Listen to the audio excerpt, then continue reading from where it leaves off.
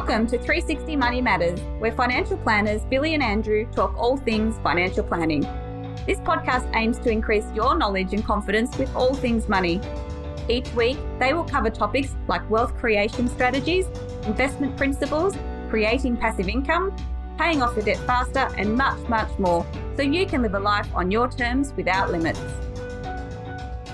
Hello and welcome back to another episode of 360 Money Matters podcast. I am Billy and I am joined by my co-host, Andrew. Bills, again, another podcast. It is another podcast, Andrew, and hopefully this one manages to create a bucket load of value because we love talking about this particular topic and this is a key aspect of wealth creation. Yep. Andrew, what are we talking to people about today? Today, we are talking all about equity. Equity, mate. Equity, and not to be confused with equities. That was an old Commonwealth Bank ad, wasn't it? The equity, mate. Was that right? Yeah? I don't know. Maybe it's just back in your day, Billy. Maybe it was an ad 30, 40 years ago. Holy smoke. I'm showing my age. So hopefully some of our older listeners can resonate with what I'm talking about. With some of the younger ones like Andrew, probably have no idea what I just said. So we might have to scrap that one. I'm not sure. We'll wait and see. But Andrew, talking about equity in particular, equity that we've got in a property, probably just defining it, what it is, and what we can do with it. Yeah, absolutely. I mean, look, it's really topical. I mean, it's one of those things that, I don't know, I've spoken to, countless clients about it, and some people understand it, some people don't really understand it, something that, everyone really sort of talks about. But yeah, give us a bit of a rundown, Billy. What is equity? How do you actually describe what equity is? In a really simplistic explanation, it's the difference between what your house is worth and what you owe to the bank. It's the difference between those two numbers. Also in, bank speak or finance speak, that's also known as the LVR, so loan to value ratio. So I'll give you an example. If you've got a property worth $500,000, that is your value, and the loan is $400,000, your LVR percentage is 80%. Or from an equity position in terms of absolute dollars, it's $100,000 being the difference between the $500,000 and the $400,000 loan. Yep. So basically the difference between your debt position and the value of your property. That's it. So how do you create equity? I mean, how does it actually happen? How do people actually have equity in a home? There's a couple of different ways it's created, but run us through sort of how that happens over time. I'd probably say that there's three main ways. There's probably some other ways sort of outside of that, but there's three that sort of spring to mind. The really simplistic one is that the property market increases in value. You buy a house today worth X.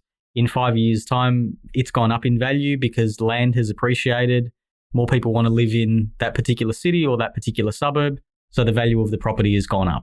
So one of the ways to create equity, assuming that a market is rising up, is just to ride the market and stay invested for that period of time. So that's pretty simplistic from, that perspective. The second way to do it, which tends to happen naturally anyway if you've got a loan, is that you're paying the debt down.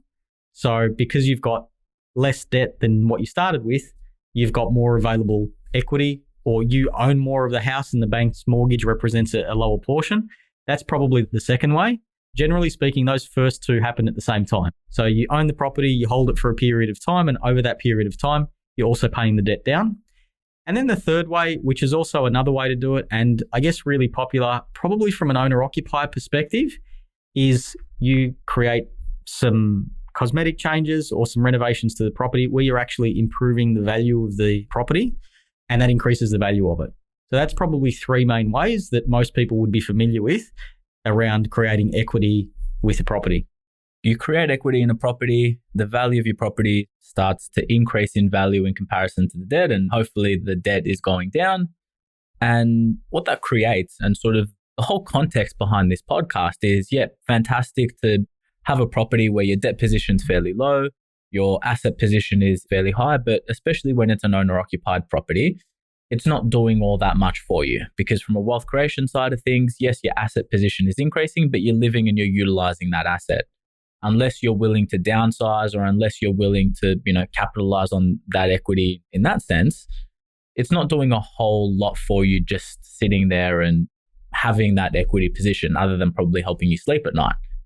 what we're talking about today, and one of the major things that we're talking about today, is utilization of that equity.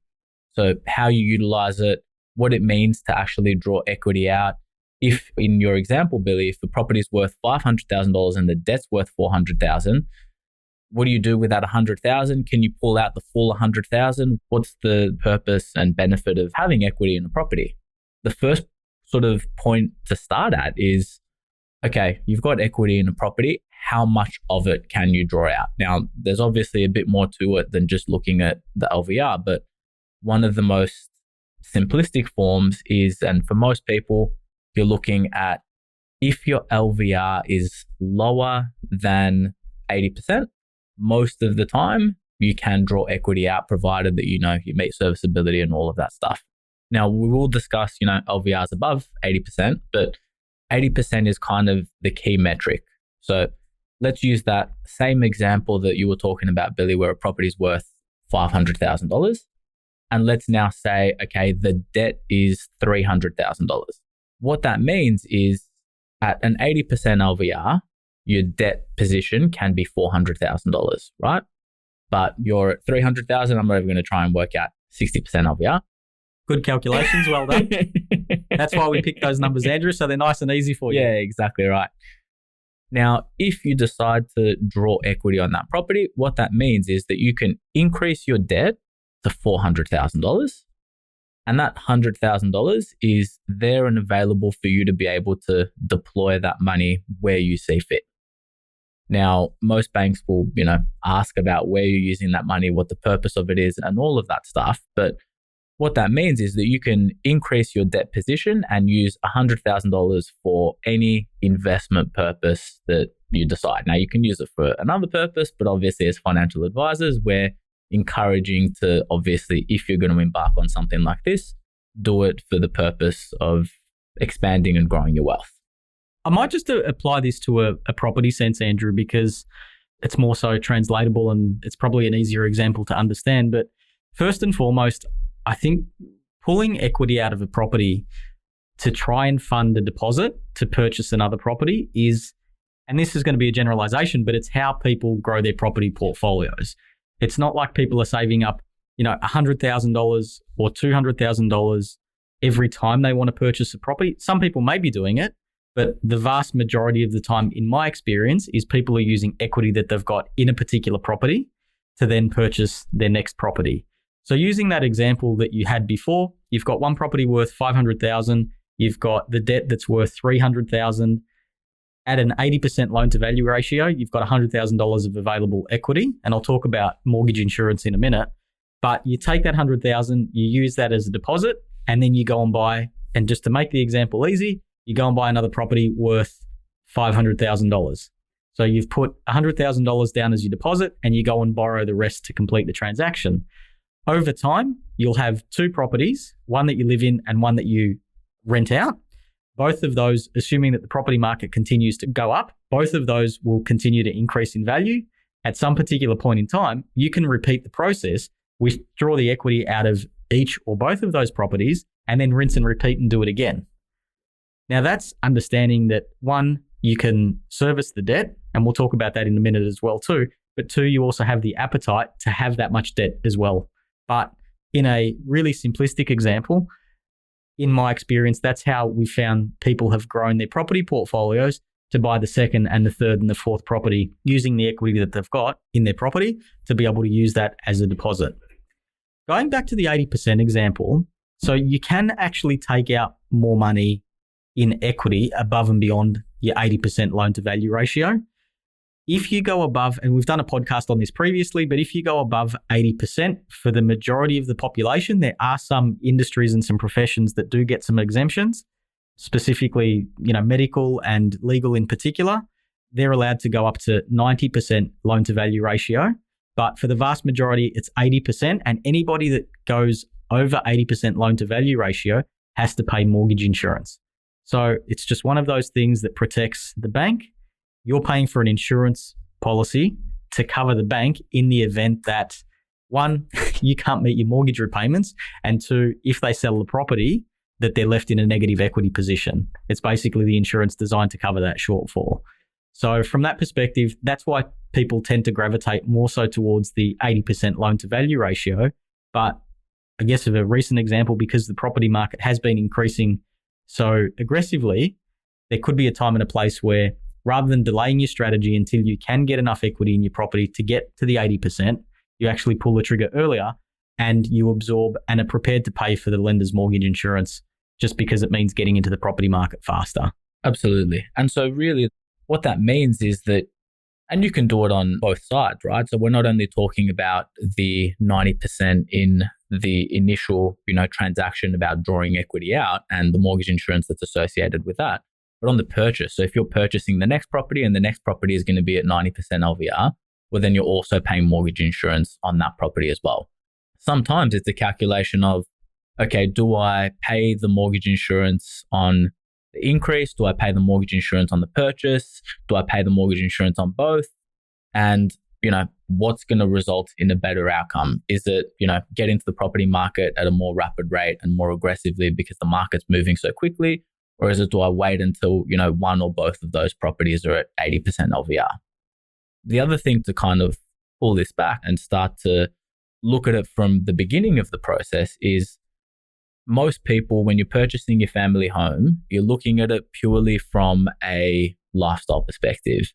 There's no investment foresight in mind, and that's obviously fine because, you want what you're purchasing to be from a lifestyle perspective. But what this strategy should highlight is, yes, it's important to look at, the property that you're living in from a lifestyle perspective, but the equity that you're able to draw out of that property and how that property performs in terms of value in the future is also going to determine your ability to draw equity out and increase your wealth in the future. So you still need to have an investment lens, even if you're purchasing an owner-occupied property. You still need to think, okay, even though I don't have intentions to sell it, even though it's a lifestyle decision, how is this going to allow me to springboard my wealth creation as well?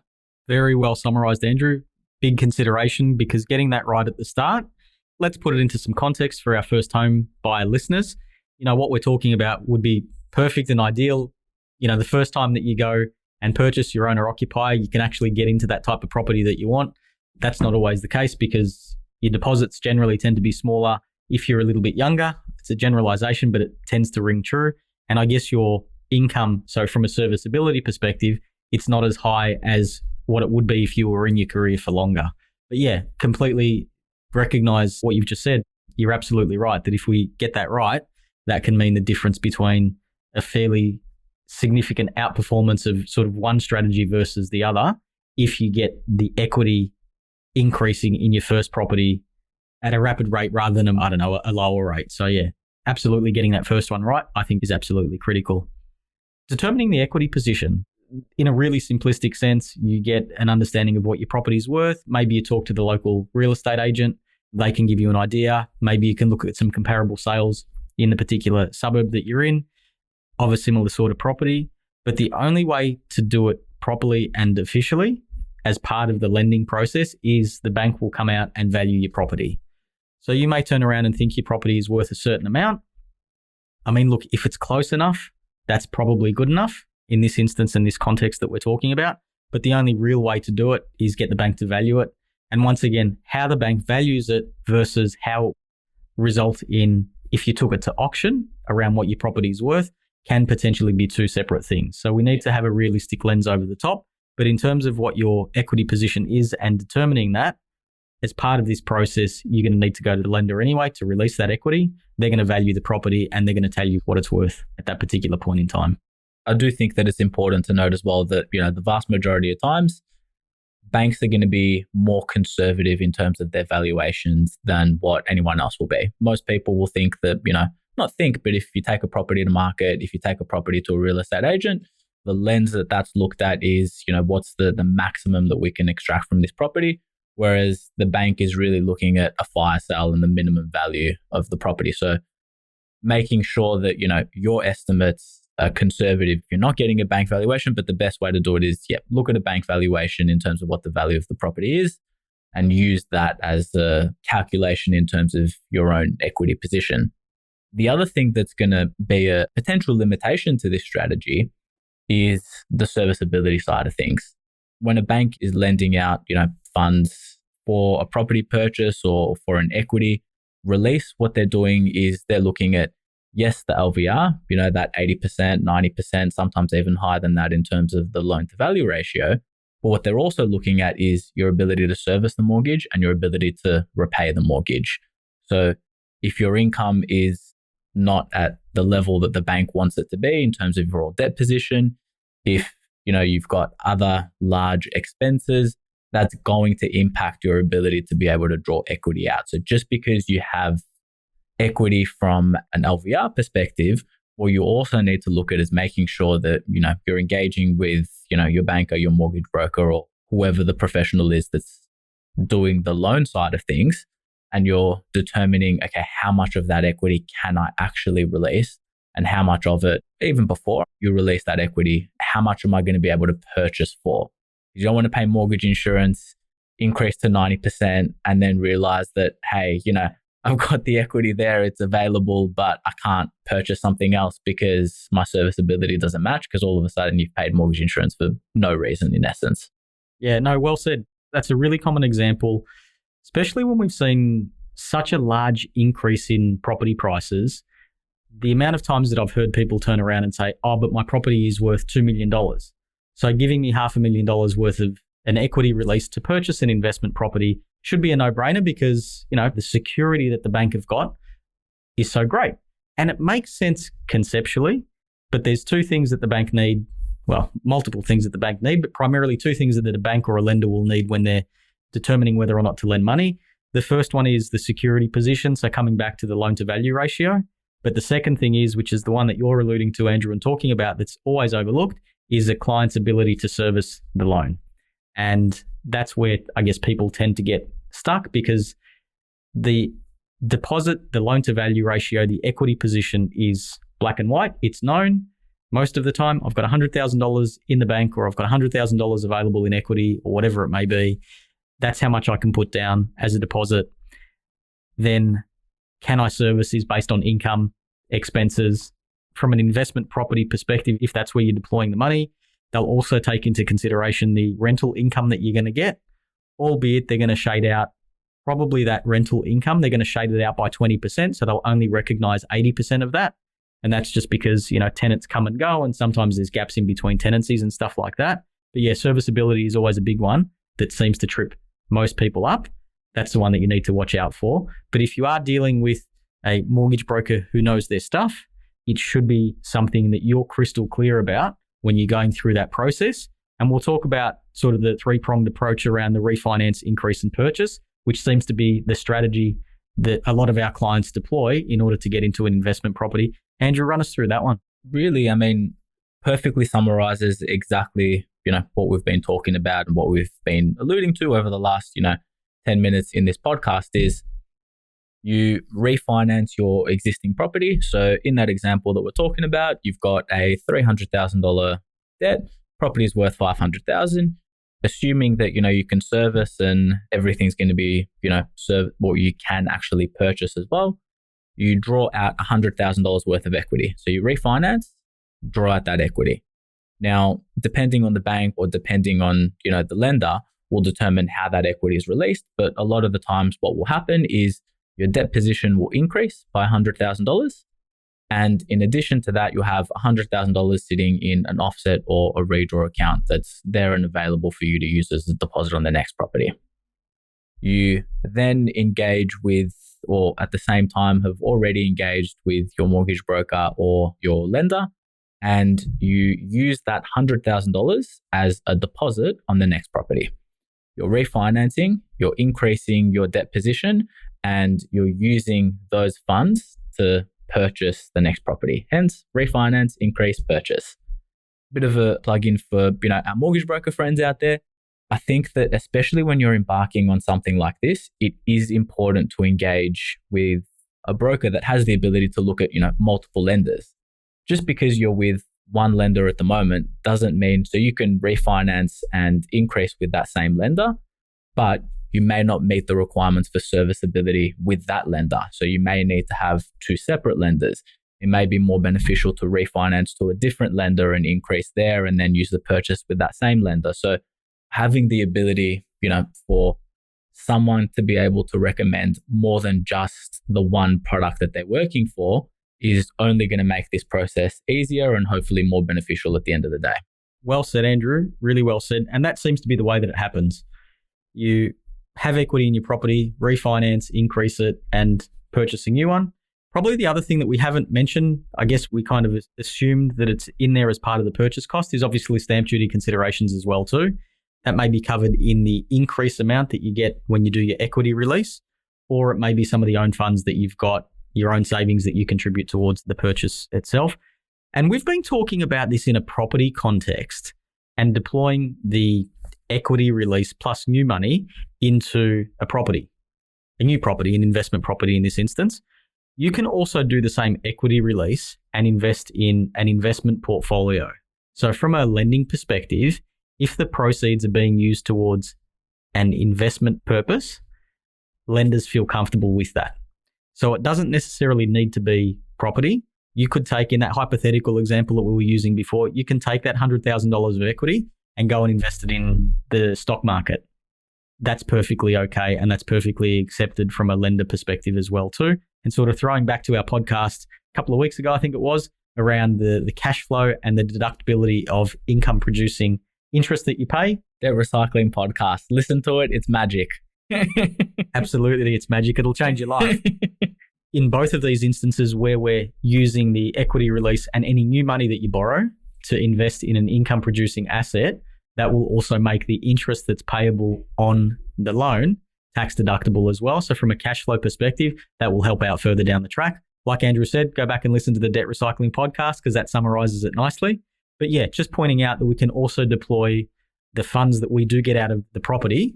We can also deploy that into a portfolio as well. It doesn't necessarily need to be property. Yeah. And look, it's a great way to help diversify and increase your wealth, because a lot of the times, when you consider property or when you consider how someone will enter the investment market, what we're seeing, and maybe this is too much of a generalization, but for most people, it's, okay, I want to get into the property market, and that's, the most difficult and largest asset, especially in the initial stages, to be able to get into.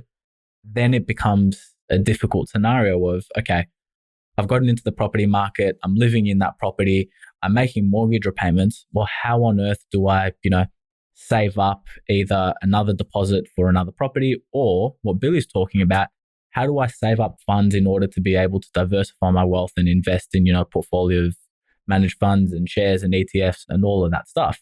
Well, the refinance, the equity draw out, and the ability to then put it directly into another portfolio is exactly one of the ways that you can do that.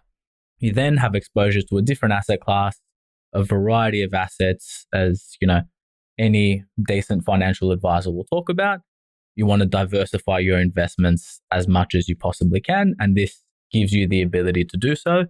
Once you start talking about, debt recycling and, the ability to convert your debt from non-deductible to deductible and, all of the fantastic opportunities that are available with that, then we're talking about some pretty amazing stuff. But in its most simplistic form, it gives you the ability to, get into another asset class and start diversifying your wealth as well.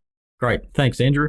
Probably the last thing that we'll touch on, and not wanting to downplay any of this, because this is a really worthwhile strategy that I think most people are probably familiar with.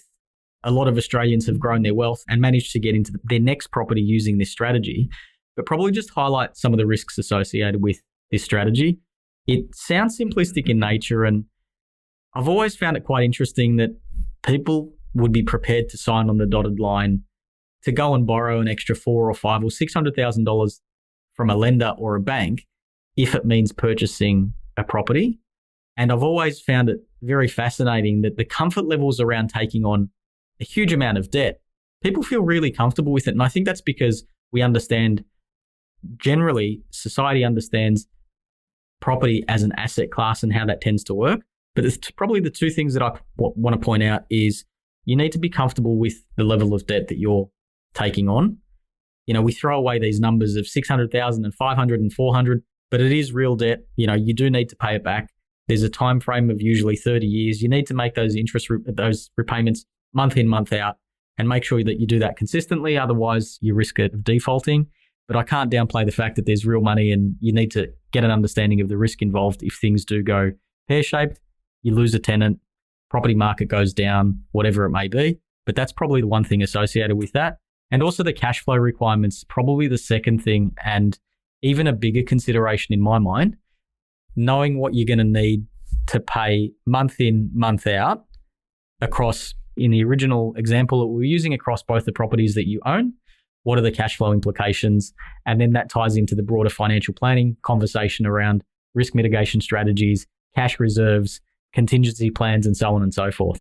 Yeah, absolutely right. And within all of that is, yes, there's obviously the risk associated with, the property market not performing as expected. There's the risk associated with, the cash flow requirements as at day one. But obviously, you're not going to have a fixed rate mortgage for 30 years. Understanding that if interest rates do increase, is this going to be affordable? And am I going to be able to sustain this strategy if interest rates continue to increase in the future? And what's the actual debt repayment method? How am I going to repay all of this debt at a future point in time? Because you eventually will. Are you just going to make, principal and interest repayments for the next 30 years and eventually the mortgage is going to be expunged? Are you planning on embarking on this strategy, building your wealth to a certain point, asset level, getting to a certain point, and then liquidating some of the properties? What are the capital gains implications? So really making sure that there's a robust strategy to deal with the risks associated and the actual manner on how you're embarking on this strategy, I think can't be downplayed. I guess the other thing, which is a throwback to actually our most recent podcast, the last one, is, can you sleep at night doing it? I mean, if you're embarking on this and your, palms are getting sweaty because you're increasing your debt position and you're doing so to, purchase another property, but if you can't sleep at night knowing that you're going to have an extra $1 million worth of debt, don't do it, because eventually there's going to be a tipping point at some point in time where you just say, nah, this is too much. And you're going to be forced in the position where, you have to sell, and that's not what you want to be doing. You don't want to be impacting your own, mental health and ability to sleep at night just because you want to increase and grow your wealth. So making sure that you're comfortable with what you're doing at the beginning, why you're doing it, how you're doing it, and there's some risk mitigations in place is just so important. Andrew, well said, well summarised, and I reckon we've done the equity mate a bit of justice today. Thank you to all of our listeners as well too. Hope you got a whole heap of value out of that. And like always, if you want any further information, contact details are in the show notes. Andrew, thank you once again. Billy, thank you. Always a pleasure, and look forward to catching you on the next one. Thanks very much. Thanks for listening today. If you have any questions on what we talked about or would like to have a chat about your money journey, visit us at 360fs.com.au. Just a reminder to our listeners that the information contained in this podcast is general in nature and it is not intended as personal recommendations for the audience. Please consider whether the information suits your circumstances before acting on it. This information is provided by Billy Amiridis and Andrew Nicolaou of 360 Financial Strategists Pty Ltd, authorised representatives and credit representatives of AMP Financial Planning.